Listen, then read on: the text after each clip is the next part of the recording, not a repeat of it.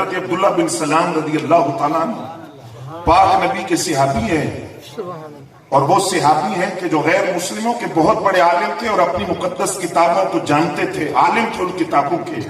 آپ فرماتے ہیں جب نبی علیہ السلام مدینہ طیبہ میں آئے اور میں نے پہلی مرتبہ آقا کریم کو دیکھا، پہلی نظر دیکھا، ذکر تو سنا ہوا تھا، دیکھا پہلی مرتبہ، درخت کے نیچے کھڑا تھا، تو جب میں مسلسل دیکھتا رہا تو نا میری پھوپھی نے بازو پکڑ کے جھٹکا، کہا یوں توجہ سے نہ دیکھ، میں نے سنا جو ان کو دیکھتا ہے انہی کا ہو جاتا ہے۔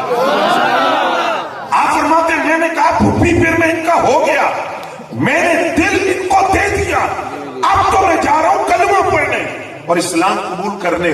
حضرت عبداللہ بن سلام رضی اللہ تعالیٰ عنہ فرماتے میں نبی علیہ السلام کی خدمت میں حاضر ہوا، میں نے عرض کیا حضور مجھے کلمہ پڑھائیں، اسلام قبول کر لیا، کلمہ پڑھ لیا۔ سرکار نے فرمایا بات کیا ہے، عام آدمی اسلام قبول کرے وہ اور بات ہے، تم بہت بڑے عالم ہو اپنے مذہب کے، اپنی کتابوں کے، تم نے میری ذات کے اندر کیا دیکھا کہ تم نے کلمہ پڑھا؟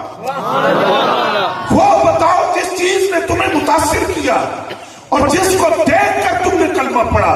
تو حضرت عبداللہ بن سلام کا جواب سنیے، انہوں نے کہا یا رسول اللہ صلی اللہ علیہ وسلم، جب میں نے پہلی مرتبہ آپ کا چہرہ دیکھا تو میرے دل سے آواز آئی اتنا سونا چہرہ کسی جھوٹے کا نہیں ہو سکتا۔ سبحان اللہ، سبحان اللہ، نعرہ تکبیر، نعرہ رسالت، نعرہ تحقیق، نعرہ حیدری، نعرہ میلاد مصطفیٰ، نعرہ حسن مصطفیٰ۔ اس نبی کا حسن بتاتا ہے، جمال بتاتا ہے، خوبصورتی بتاتی ہے، یہ نبی خود بھی سچا ہے، ان کا دین بھی سچا ہے۔ اور یہی بات ذرا سیرت کی بھی ساتھ جوڑ لیں۔ عبداللہ بن سلام رضی اللہ تعالیٰ عنہ فرماتے میں نے عرض کیا حضور مجھے کوئی درس دے، کوئی پیغام اسلام کا پہلا درس مجھے دیں۔ نبی علیہ السلام نے 4 باتیں ارشاد فرمائی، سنیں گے آپ؟ پہلی بات فرمایا عبداللہ بن سلام افشوا السلام، سلام کو پھیلاؤ، اور سلام کے بارے میں حکم ہے جس کو جانتے ہو یا نہیں جانتے اس کو سلام کرو۔